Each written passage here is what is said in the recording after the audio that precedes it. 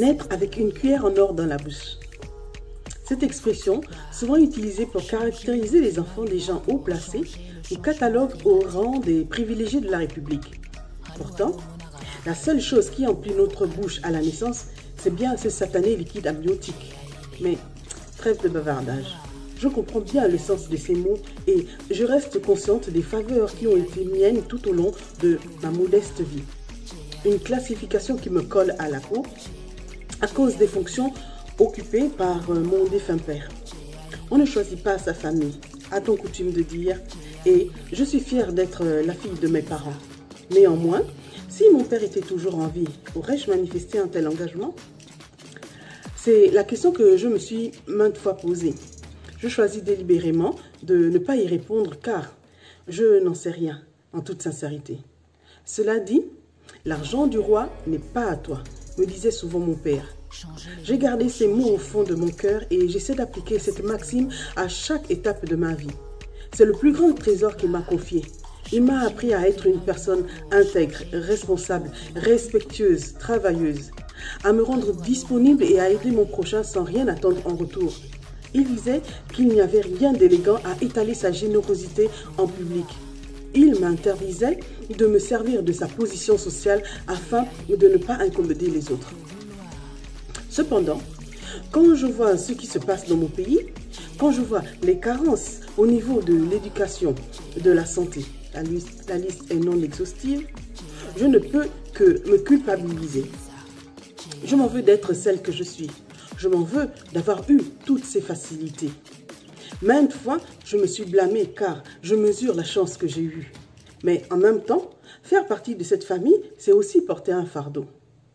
Je me sens responsable à tous les niveaux parce que les miens sont parmi ceux qui font tout ce mal. J'accepte qu'on me montre du doigt, j'accepte d'être catalogué et je ne perds pas mon temps à me justifier. Ce qui est fait. Ma tristesse ne pourra rien effacer. Mais je refuse l'abdication. Je veux montrer que je suis différente, que cette nouvelle génération est différente. Nos parents investissent pour qu'on ait accès à une éducation de qualité. Celle-ci ne doit pas nous rendre serviles ou défenseurs aveugles d'un système ou de fausses valeurs. Un proverbe basque dit « L'éducation des enfants est achevée, alors viennent les soucis et commence la gêne ». L'éducation est la mère de la connaissance. La connaissance conduit au savoir et le savoir nous donne le pouvoir. Le pouvoir de dire non. Le pouvoir de s'opposer même à sa propre famille. Je suis originaire du G2, province abusivement désignée comme fief de Bongo. Et nager à contre-courant dans ces marais n'est pas autorisé. Cela peut être considéré comme un acte suicidaire, pour ne pas citer le très célèbre tonton associé, alias Jean-Boniface Assélé, baron et défenseur du régime. On doit obéissance et allégeance au Bongo Ondimba. Nous devons agir comme des moutons qui vont à l'abattoir sans rien dire, ni rien espérer même si nous votons pour le boucher qui nous tuera. Ma sortie n'est pas sans conséquences. Dans l'état-major familial, l'heure est grave. Je reçois des menaces et des intimidations de la part des membres de ma famille. Je reçois des appels incessants de cousins dont je n'avais plus de nouvelles. Ces piètres émissaires essaient, tant bien que mal, de me ramener à la raison. Mon cousin Edgar, appelons-le ainsi, est le plus virulent.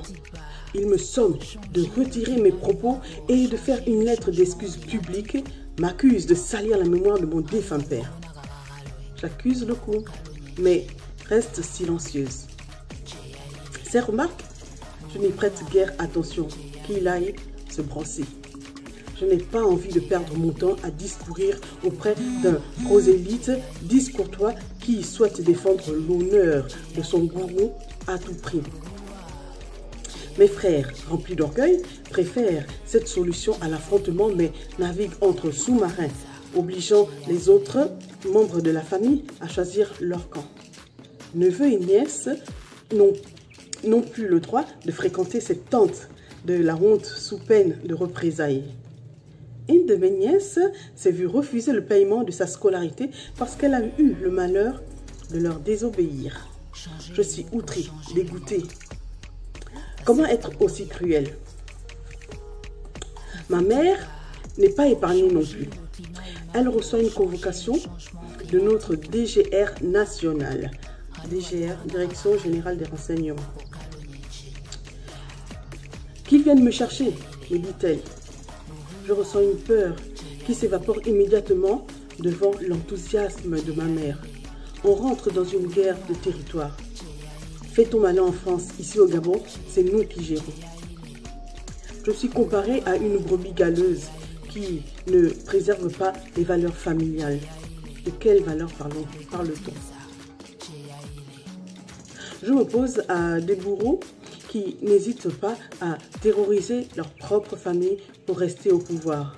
Des personnes malfaisantes qui ont le monopole de la mauvaise foi et qui exigent de nous une loyauté exclusive alors qu'elles n'ont rien accompli dans leur propre localité.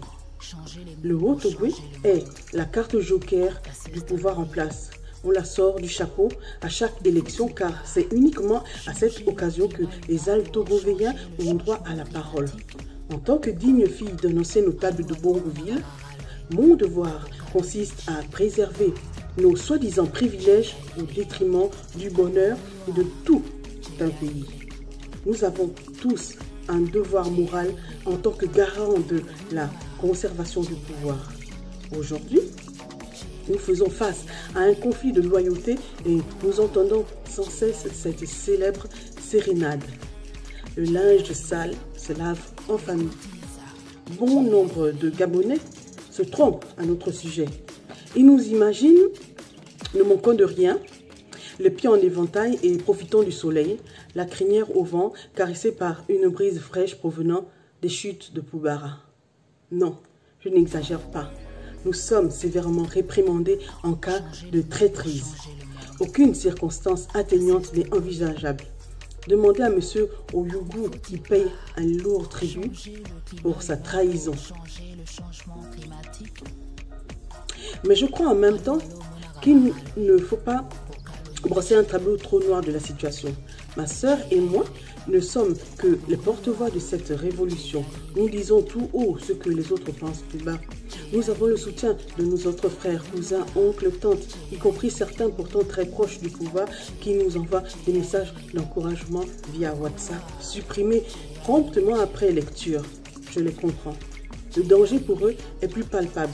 Vivant sur place, ils risquent de tout perdre car nos bourreaux n'épargnent personne et répriment sévèrement les mouchards.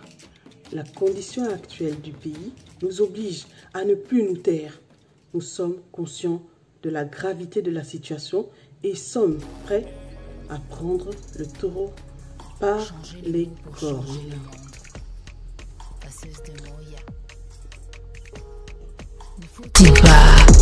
Changer le climat humain pour changer le changement climatique.